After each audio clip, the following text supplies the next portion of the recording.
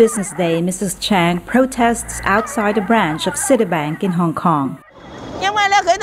Citibank cheated me and took my money. I lost 1 million Hong Kong dollars. Mrs. Chang says Citibank misled her into buying Lehman Brothers mini bonds, complex financial instruments linked to U.S. home mortgages.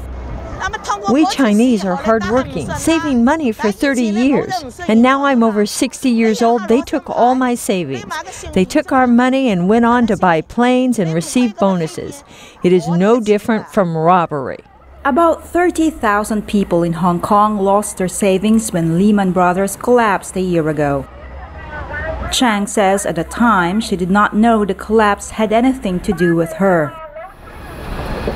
How the bankruptcy of a company halfway across the globe could affect a retired tailor in Hong Kong exemplifies the globalization of the financial system. It has become increasingly interlinked, yet polarized into the big spending West and the savers in Asia. As leaders of major industrialized economies meet in the G20 summit in Pittsburgh, economists and politicians urge them to correct the imbalance. We know that it's not just one country's problem that this crisis starts with. Nicholas Kwan, Asia economist at the British bank Standard Chartered, says the imbalance is one of the factors that ushered in the financial crisis. We have to come up with something which will allow a more balanced economy around the world, like between the West and the East. Can the West leverage less, which means that they need to save more, but they need to save in a way that they don't crunch the demand too sharply.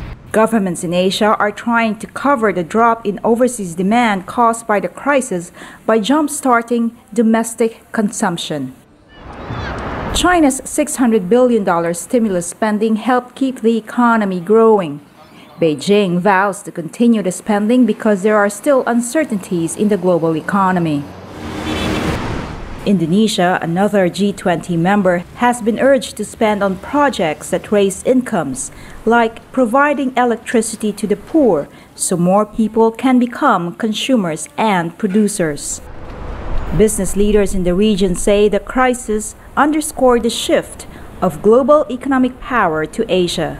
The countries here, particularly China, now have a greater say in shaping the future. But for many in Asia, like this protester in Hong Kong, it will take time and more legal protection before they will put money back into the international financial system. Heda Bayron for VOA News, Hong Kong.